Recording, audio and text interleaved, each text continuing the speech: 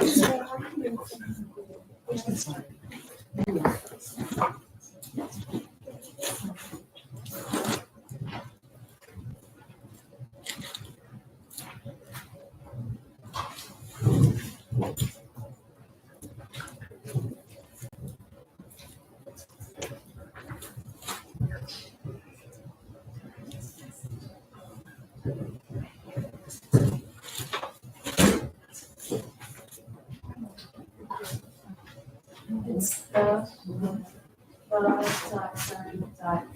art.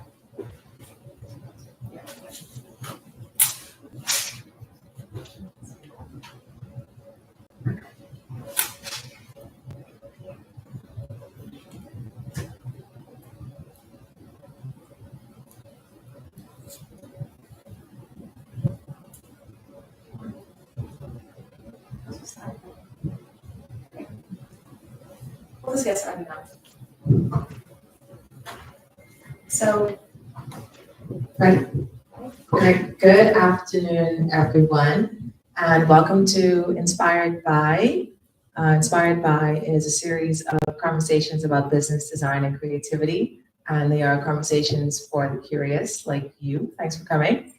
My name is Royann Dean. I will be your moderator for this evening, and I want to just give a quick intro of what we're going to talk about before I introduce our esteemed guests. So today we're here to talk about three topics that I think overlap in a very interesting way, and those topics are art, science, and identity. And this is an especially pertinent conversation because this, as we know, is the Bahamas' 50th year of independence. And it's been a moment to think about who we are as individuals and as a nation. Our identity is shaped by our environment. So things like where we live, the people, the memories, and the experiences. And we are also shaped by our interaction with the sea and our love for the sun and being outdoors. And the impact of climate change will also play an integral role on this influence. Regarding science and technology plays an important role in informing who we are as well, and especially as we look at how social media shapes how we see ourselves and how we want others to see us. We are living in an increasingly digitized world, and in fact, the D3 conference, which away at Atlantis, is about digital advances in financial services, central bank digital currencies, and private sector adoption of innovative technology like Web3.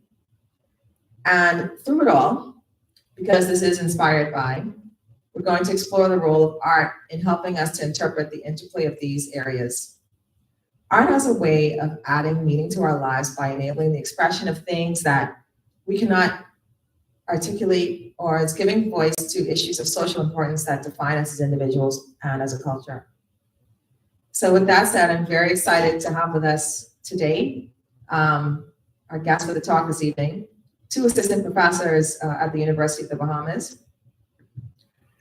Assistant Professor of Architecture, Val Pintard. Val is a part of the concept design team for the Bahamas Pavilion at the World Expo 2020 in Dubai. Her areas of expertise include design, studio, urban planning, sustainability, and graphics. And her research interests include historic preservation, small island sustainability, and sustainable development. And next to her is the Assistant Professor of Art, Kishan Munroe.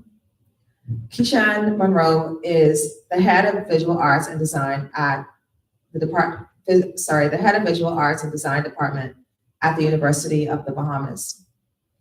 He was also an artist in residence at the World Expo in 2020 in Dubai. Stayed there for about a month with your studio, which is amazing. So he is a documentarian, a researcher, and an interdisciplinary artist whose practice comprises painting, drawing, photography, film, installation art, and engineering. He's fortified by a framework of historical analysis. He uses his constructs, documentary footage, and the composition of visual commentary as catalysts for social consciousness of underexplored narratives. So can we please welcome our guest this evening? So before we get started into our discussion, I just want to do a little bit of quick housekeeping. So the format for the evening is that we will have a discussion here. I'll ask questions. Hopefully they'll answer them. But it is very organic. So it's going, hopefully, I think we'll have a great conversation this evening. So we'll do that for about 45 minutes or so, and then open the floor to questions. So if you have questions, just please go ahead and ask them. There's been really great questions that come from the audience. You know, a few of you have been here before and you've seen this and also asked some of those questions as well. I just ask you please to be respectful of other people in the room in terms of the questions, or if you have a response to another person's questions or a comment, just be respectful of that. We also will engage with the questions as well, so it'll be just a really good experience and an easy conversation. So with that said, ready? Sure. So anybody can answer this question. How do you think that art and science contribute to shaping a nation's collective identity?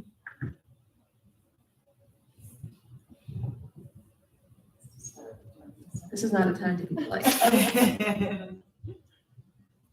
So, art and science shaping the nation's identity. So I thought a little bit about, art and science is a good marriage with architecture. We use both together. When we talk about the nation's identity, we're looking at how can it affect or how it can change things. It's a little tricky, it's a good thing, but we have to be careful with it.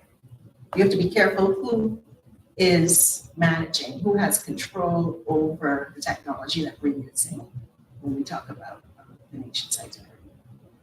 And that is who's going to control what happens or how it evolves. So while I think it's an excellent thing, I think that is one of the biggest concerns is how it's shaped is going to be determined, or it's going to be driven by who has control over the technology. How much freedom we have. And Kishan, as a fine artist, what are your thoughts on that? Well, I like to always rely on history to inform my decisions, to inform my artwork, and to inform my responses in general. So when you speak about art and science go hand in hand, right? Most of the time when you're dealing with art, especially like oil paint, when you're doing stuff like blowing glass, or mixing concrete, those things are actually chemicals, right? They can harm you if you don't use them correctly, take certain precautions.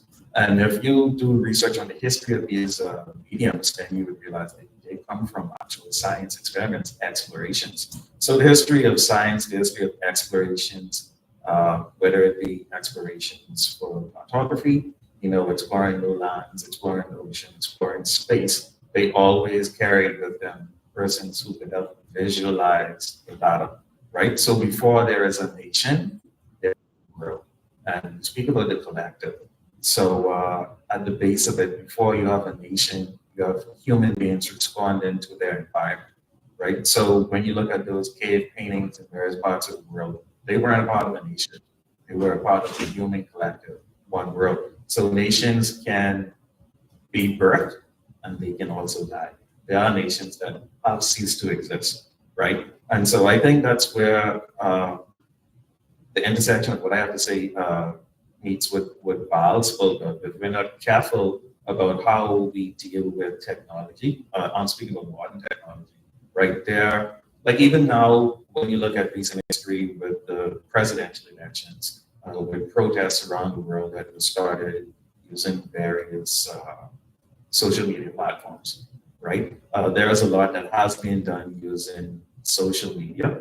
And the question is, who controls these platforms, right? And then is it actually a personal presence? Is it AI? Who controls AI?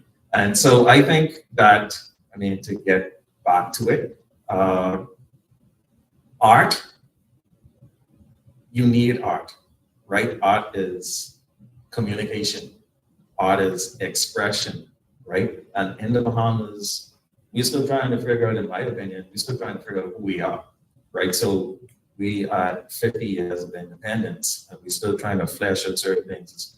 Persons who live in the Atlantic Ocean, we're still trying to figure out, are we Caribbean, are we not Caribbean, are we Bahamian, are we, what is the Haitian, what is the Haitian Bahamian, right? So art helps us get that out of our system to start those conversations. And so I think that's one thing that art does. Like I said, art and science goes hand in hand. It helps us to continue to flesh these nuances out and to have healthy conversation, because culture is always in flux, right? So it helps us to keep moving and to flex with these circumstances and issues. So it's interesting that you both, you intertwine like the art and the science of it, and talking about ownership of that.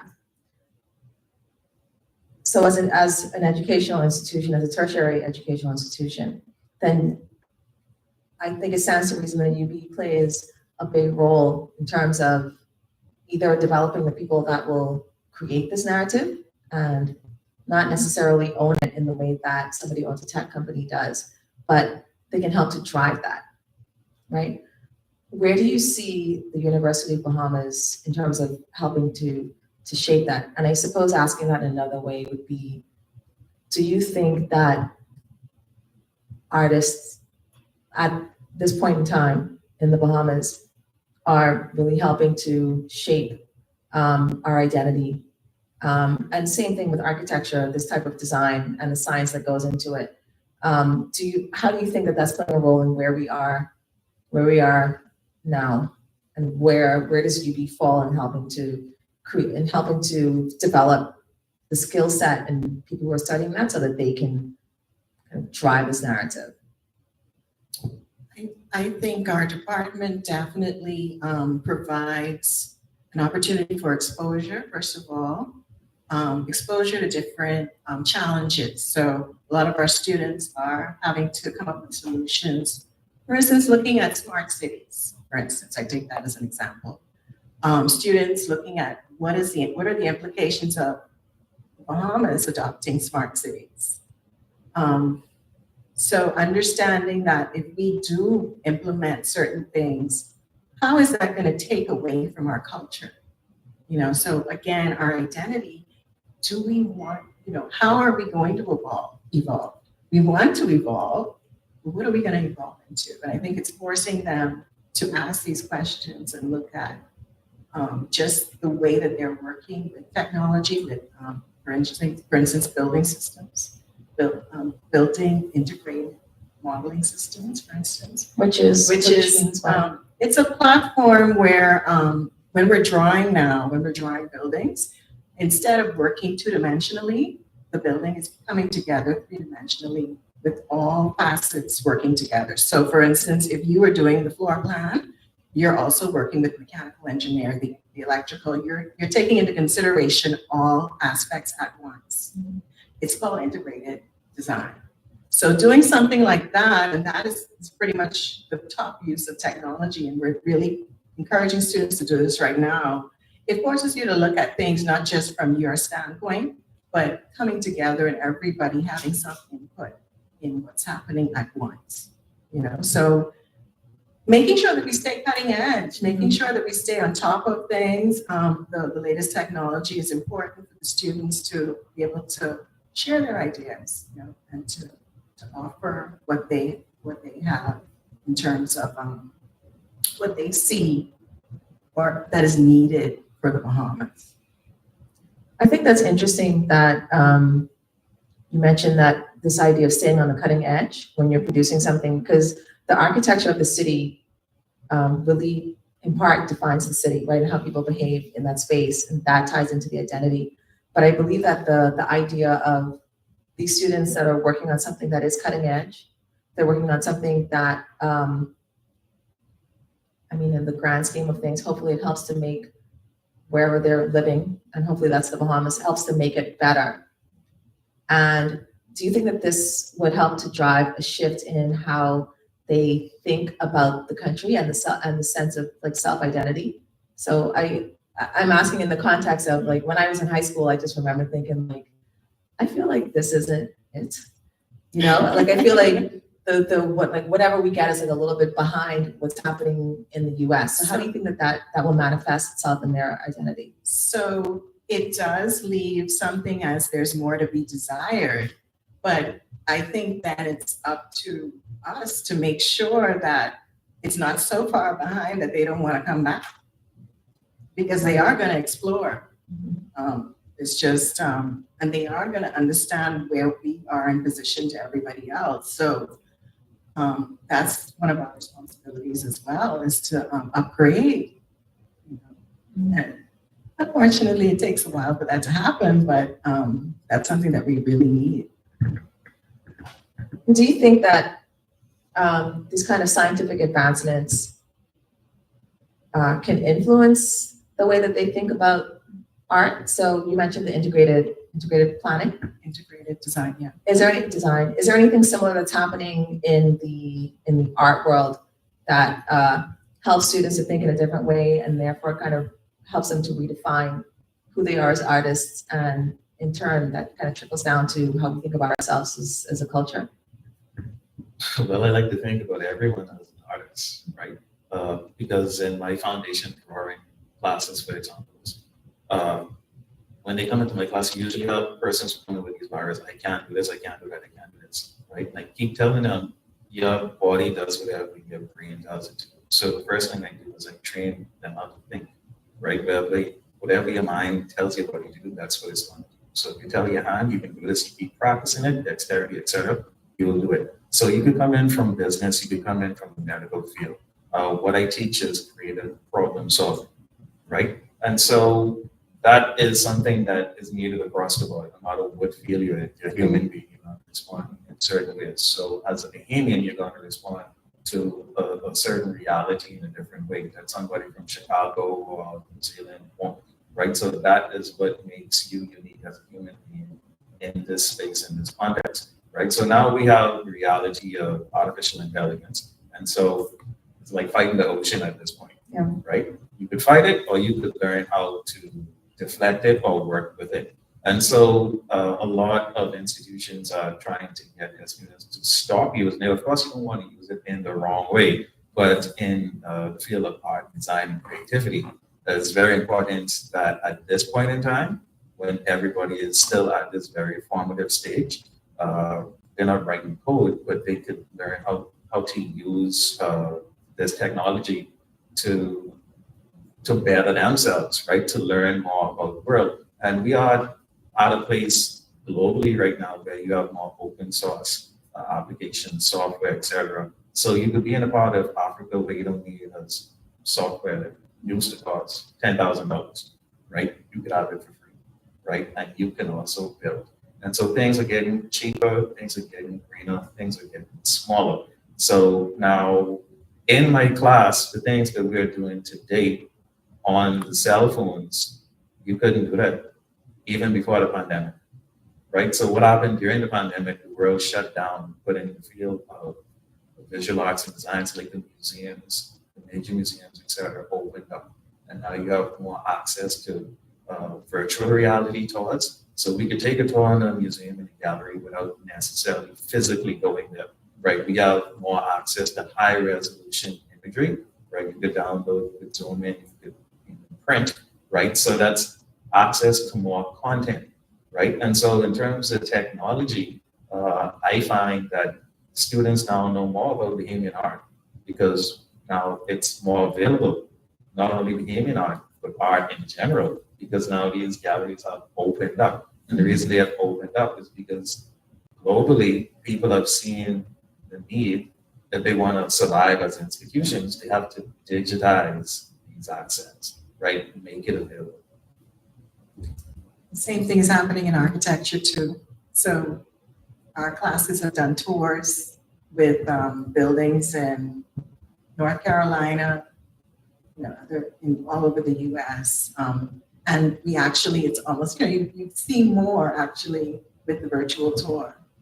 I think that raises an interesting point, because while we think about these two things as kind of helping to develop the cultural identity.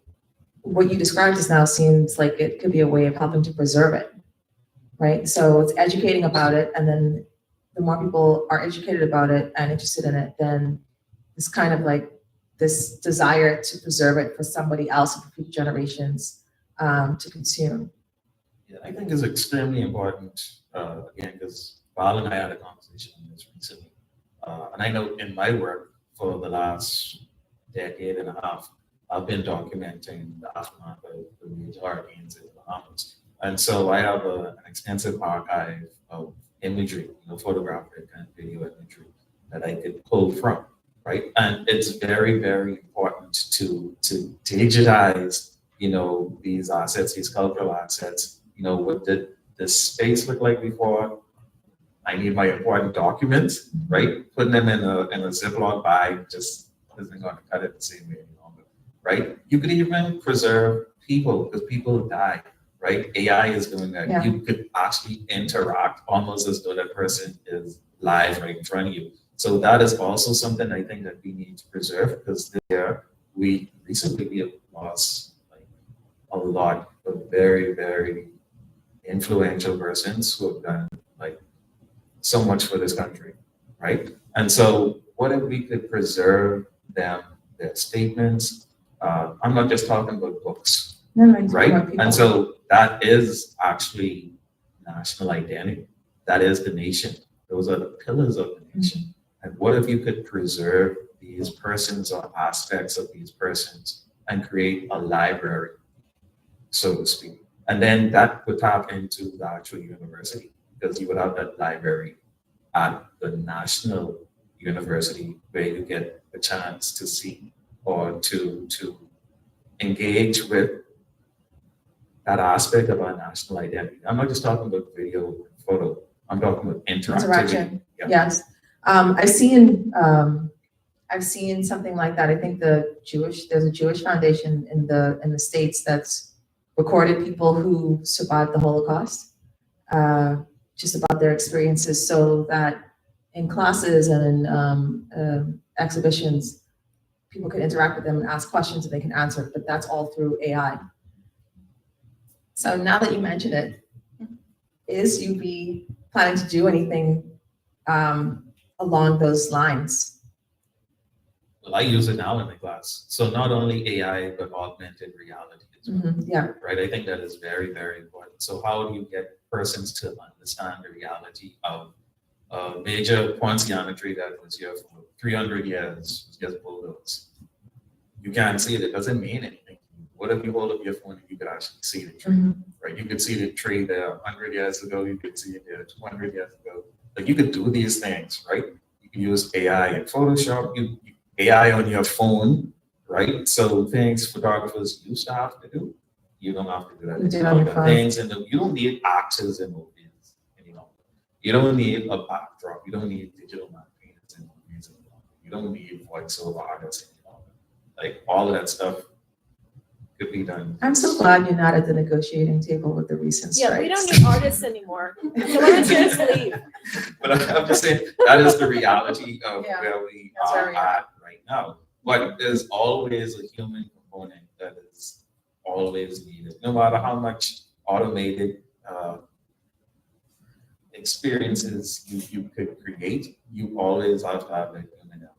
So with the intersection, as you mentioned, at UB, and since UB is a public institution, do you think, both of you, do you think that there are policies that could be enacted, I guess not enshrined, but policies that could be enacted to ensure that we integrate technology and art in terms of helping to create and preserve this sense of identity? Because I think that that's important for those students who have never seen, like a 100-year-old Poinciana tree, or even with the impact of climate change, there's going to be places that are underwater soon, right? So if you think about what did, is it 8 Mile Rock in Freeport? I forgot. You mean with The flooding. Yeah, so if that eventually gets washed away, so students, 50 years from now. So That is something that we're looking at with AI, but with partnering universities. Unfortunately, we don't have all of the technology in-house, but we are partnering with other universities where we're looking at what is that sea level rise going to do and how is that going to affect our historic buildings. So the students are actually modeling the buildings and looking at what's projected to happen, and really just to create an awareness, and also an awareness of where to build and not to build as well. So those are just some of the things we can do. And then reconstruction, historic preservation is at my heart. So understanding that, we could have done so much more if we had the information. And I think if people saw it and they could see what was being lost, we would not have lost as much as we have already. I'd just like to add that we are speaking about art, we're speaking about Art. science, and we're speaking about nation, right? Art and science could be very expensive. Now, you guys introduced the university and policy. The reality of the university is the fact that we always need funding. Scientists always need funding, right?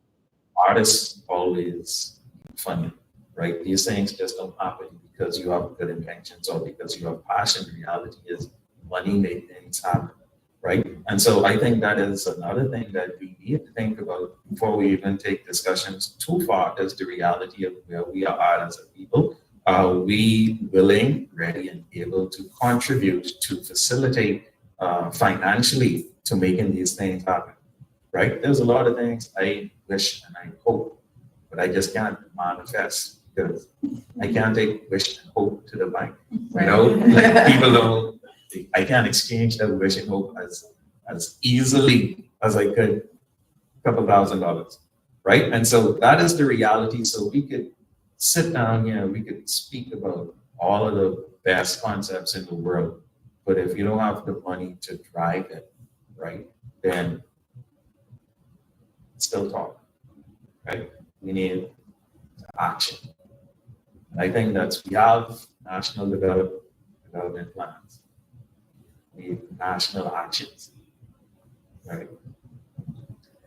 I think that it's important to speak about it, because honestly, the development plan is one thing, but if you look at the role that art and science play in, preserving and even helping to develop a sense of national identity,